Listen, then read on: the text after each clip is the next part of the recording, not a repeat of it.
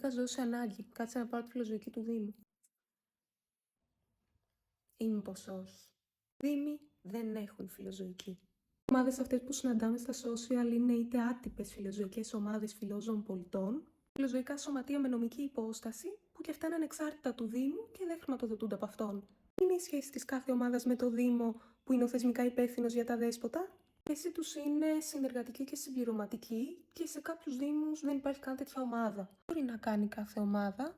Οι άτυπες φιλοζωικές μπορούν να βοηθήσουν πρακτικά, ελλείψη όμως νομικής υπόστασης δεν μπορούν να συμμετάσχουν π.χ. σε κάποια συνεδρίαση για τα ζώα. Τώρα, τα φιλοζωικά σωματεία μπορούν να έχουν εκπρόσωπο σε τέτοιες συνεδριάσεις, μπορούν να αναλαμβάνουν και κάποια έργα από το Δήμο, δεν έχουν όμως τη δύναμη και την υποχρέωση να υποκαθιστούν το Δήμο στο θέμα διαχείρισης αδεσπότων. Τι είδους άτομα τις απαρτίζουν? Συνήθως και τα δύο είδη ομάδων απαρτίζονται από εθελοντές με διψήφιο αριθμό ζώων στο σπίτι, μόνιμα χρέη για ζωοτροφές και νοσηλείες και μπόλικο ψυχολογικό πόλεμο από άτομα που θέλουν να ξεφορτωθούν μία ευθύνη. Γιατί υπάρχουν οι φιλοζωικές? Η απάντηση είναι επειδή το πρόβλημα είναι πολύ μεγάλο σε όλους τους Δήμους και κάποιοι πολίτες θέλουν να έχουν λίγο πιο ενεργό ρόλο στην επίλυση. Άρα οι ομάδες αυτές δικούν καλύτερη εφαρμογή των νόμων, στερούν φιλοζωική κουλτούρα μέσω δράσεων και ενημερώσεων.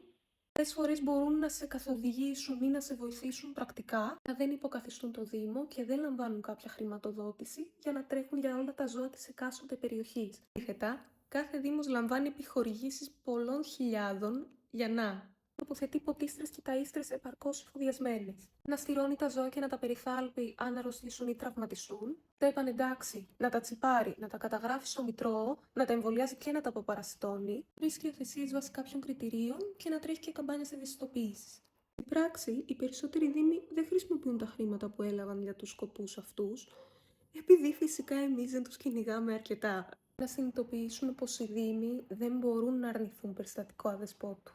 Είναι εντός των διοικητικών τους ορίων ή είναι θεσμική τους αρμοδιότητα. Οπότε, αν βρούμε ζώο σε ανάγκη, πιέζουμε αυτόν που πρέπει να πιέσουμε και όχι εθελοντικές ομάδες. Ανοιχθεί, κρατάμε ημερολόγιο ενεργειών και αποδεικτικά, λεπτομέρειες στα σχόλια. Λαμβάνουμε την ευθύνη του περιστατικού.